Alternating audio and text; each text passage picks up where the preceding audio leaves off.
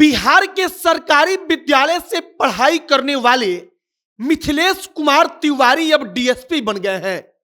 जब बीपीएससी की 67वीं परीक्षा का परिणाम आता है और उनका चयन होता है, तब उनकी कहानी की बड़ी चर्चा होती है कि एक लड़का जिसके पिता ने किसी प्राइवेट वीआईपी स्कूल में पढ़ने के लिए उसको नहीं भेजा, वह 10वीं का परीक्षा एक बिहार सरकार के सरकारी विद्यालय से पास करता है।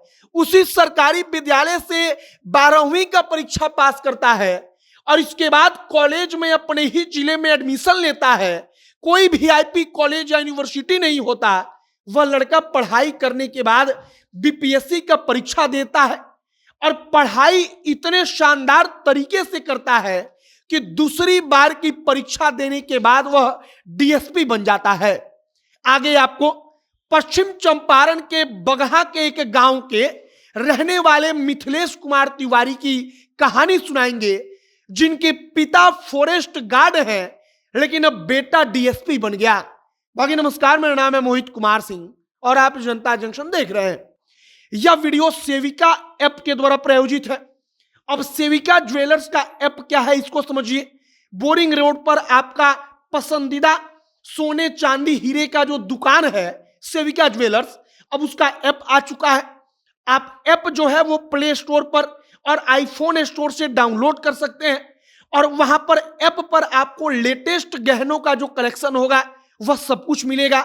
आप वहां पर गहनों का डिजाइन देख सकते हैं, कौन सा सबसे लेटेस्ट कलेक्शन आया है आप वह सब कुछ देख सकते हैं। इसके अलावा आप उसी ऐप से ऑनलाइन आपको कोई गहना पसंद आ गया तो उसकी खरीदारी कर सकते हैं और इन सब के बाद आप उस ऐप के जरिए एसआईपी के माध्यम से इन्वेस्ट भी कर सकते हैं।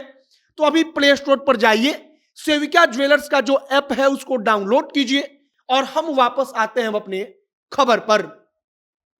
बिहार में बीपीएससी का परिणाम जब जारी होता है तो तमाम वो कहानियां निकलकर सामने आती हैं, जिन कहानियों को सुनने के बाद, जिन कहानियों को जानने के बाद आपको लगेगा कि प्रतिभा किसी चीज की मोहताज नहीं होती, प्रतिभा को कोई सुख और सुविधा नहीं चाहिए होता है।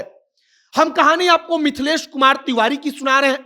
मिथिलेश कुमार तिवारी जो पश्चिम चंपारण के बगहा के रहने वाले हैं। बगहा में एक छोटा सा गांव है, वहां से वो ताल्लुक रखते हैं।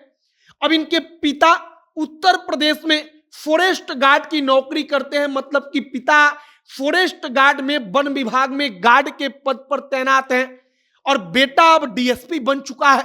मतलब कि बेटा बड़ा अधिकारी, बड़ा साहब बन गया और बड़ा साहब, बड़ा अधिकारी बनने के लिए किसी प्राइवेट विद्यालय में, किसी महंगे कॉलेज में पढ़ाई करने नहीं गया, बल्कि अपने गांव के सरकारी विद्यालय से, अगर हम सरकारी विद्यालय का नाम बताएं तो बताया जाता है कि हरिहर उच्चतर माध्यमिक विद्यालय, वह एक राजकीय विद्यालय है, मतलब कि राज्य सरकार का विद्यालय है। वहां से 10वीं का परीक्षा मिथिलेश कुमार तिवारी पास करते हैं।